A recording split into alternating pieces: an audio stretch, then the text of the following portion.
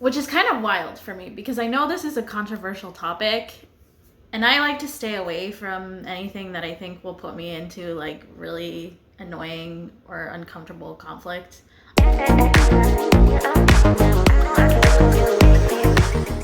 Hey, so I'm Shay.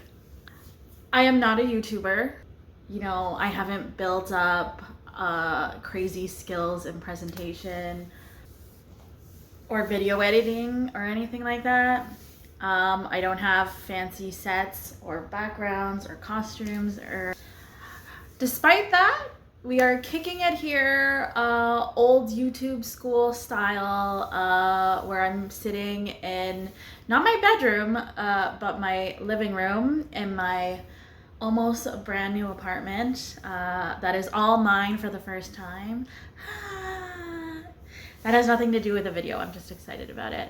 Yeah, where I just sit in front of the video camera with a script, hopefully like decent enough lighting and decent enough audio. If not, like the most quality money can buy or something. And I wanted to make this video because I saw something and I want to talk about it. This is for all my tabletop role-playing pals out there. I want to talk about paid GMing, paid games, paid game mastering, paid dungeon mastering, whatever you want to call it. Which is kind of wild for me because I know this is a controversial topic and I like to stay away from anything that I think will put me into like really annoying or uncomfortable conflict. But I guess I do deserve to have an opinion on this. I've been part of the scene, part of the community for several years now, as both a GM and a player. I want to make it clear that I am no means saying that I am an industry expert, or I want you to come off this video thinking that I am an industry expert, or that's what I want you to think about me. I am definitely not. These are not expert opinions. There's probably a lot of things that I'm missing or not considering around this conversation, but it's kind of my thoughts, and I thought that we could have a little bit of a conversation, maybe, as long as we're respectful and nice to each other, and nuanced, maybe in the comments. That could be nice. The actual catalyst for me making this video was a Facebook post that I saw in one of the many tabletop or D&D role-playing groups that I am in on Facebook. And this video is not meant to be calling anyone out. I'm not going to include any like personal details so you can find this person or anything like that. This is a take that is not exclusive to this person. I see it within the community a lot.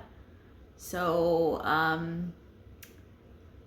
it just made me think about it more. And I know a lot of people have thoughts around it, so it kind of like sparked an interest in me, and I want to share my opinions and I want to hear other people's thoughts around this.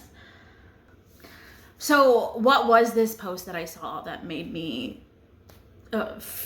have so many opinions that I wanted to make a YouTube video ranting about it to an imaginary audience that does not exist yet? To be honest, there wasn't that much to it. There's only a certain amount that we can go off of, but it's enough for me to still have an opinion and to be able to have a conversation about it.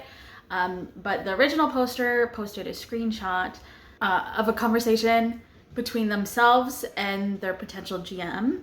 And it was surrounding a game that the original poster was looking to join. The original poster asked for a link to the game. The GM said that it was a paid game and they gave the amount and then provided the link. And it looked like the conversation kind of ended there because it seemed like the original poster immediately blocked them. And then they wrote a little caption under their post saying something regarding saying something along the lines that they were posting this in every group they are a part of because the GM tried to get them to play, because the GM tried to get them to pay for a game, and that was just so wrong. They weren't sure which group they, I guess, met the GM in, so it seems obvious that they had not met before and they're not previous acquaintances or friends. And they were just posting in all the groups as like a warning or a call out post or something like that. Now, like I said, I do have thoughts about this. And to clarify, I am not currently a paid GM, although that doesn't mean that I don't have bias around this. And I have never charged for any of my games, and I don't normally charge for any of my games, even if I'm playing with strangers that I just met, or friends that I've been friends with outside of the hobby for a long time. With the caveat that I did run a children's program at a health center,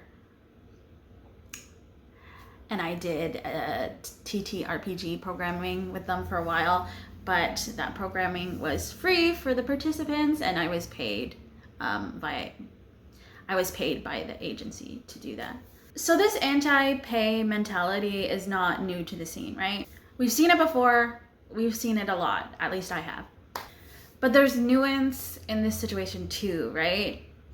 This situation should not have been the first time payment has been brought up, right? It's not something that anyone should be blindsided if they're trying to join a game with. It should be discussed up front. It should be clear, because this is not the expectation of playing games, even with people that you meet on the internet. It should be in whatever ad, whatever post you're posting to recruit people, straight off the bat.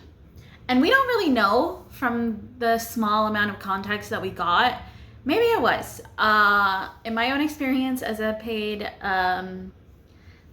not as a paid GM, as my own experience running games and trying to recruit people in other online spaces, I can tell you that a lot of people don't read what the ad says.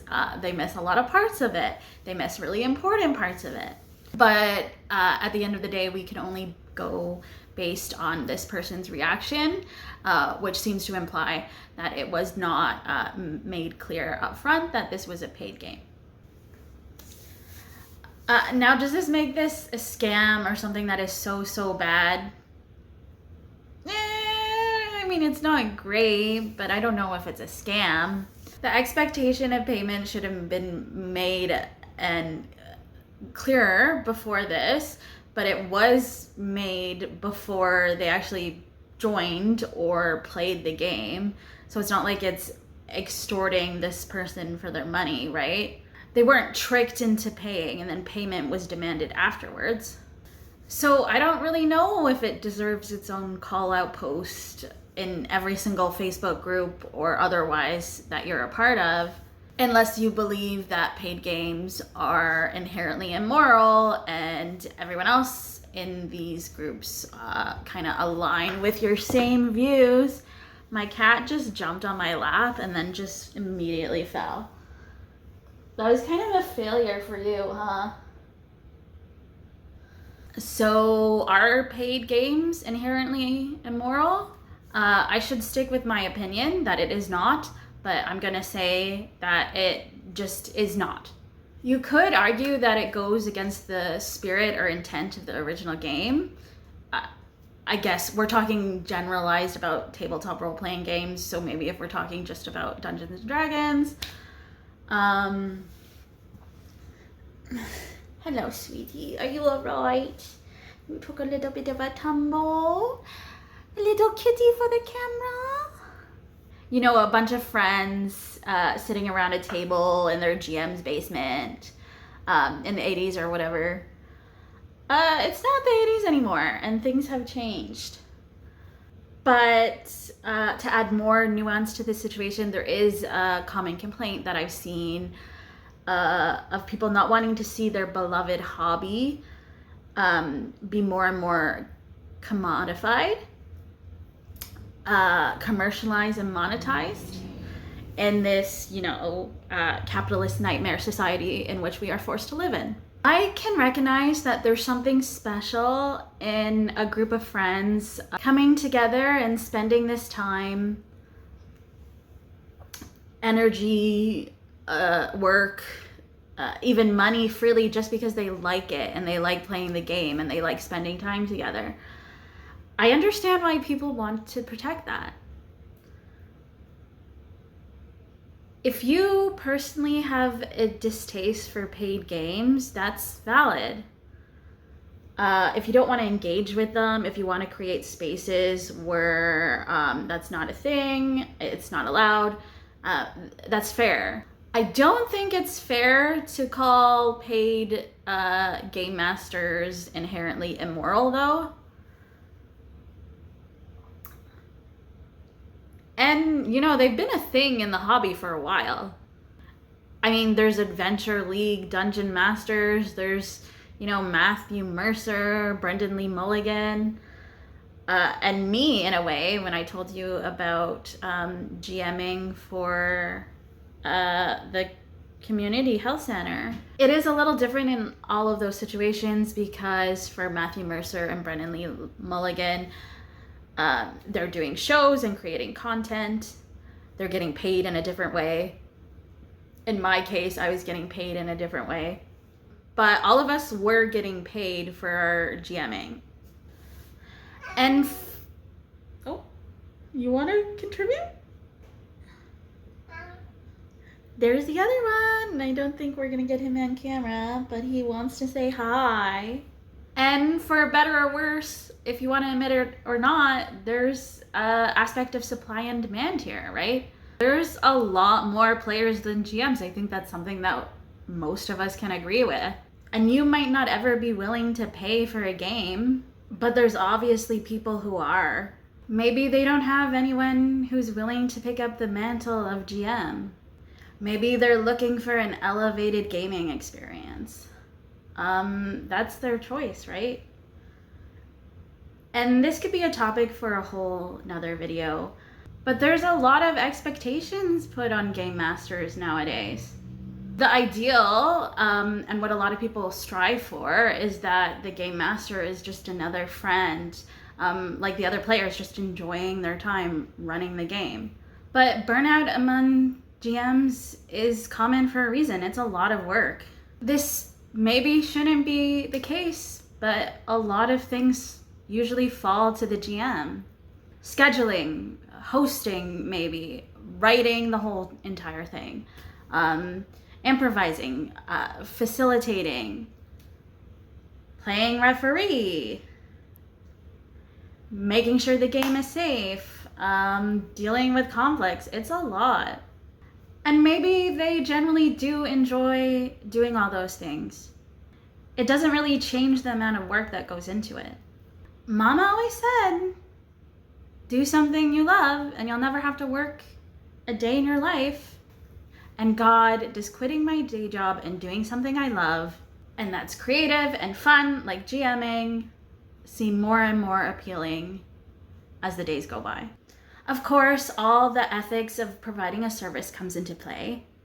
You should make sure your game is quality enough to match whatever price you're putting it up for. You should be transparent in what exactly it is you're offering. If you're charging people, you have kind of a greater responsibility to actually make sure that you provide the service and make sure your customers are having a good experience. And if none of this is happening, you might have to refund money. You'll get a lot of shitty reviews and no one will join your games anymore. But those are just my brief initial thoughts around paid GMing. I'd love to continue the conversation in the comments.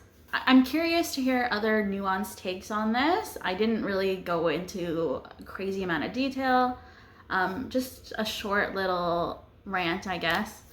And it was all really an ad for my Start Playing count anyway. So you can all sign up for a game there or follow me, because you can now follow GMs there, apparently. Just kidding. I don't have any games up.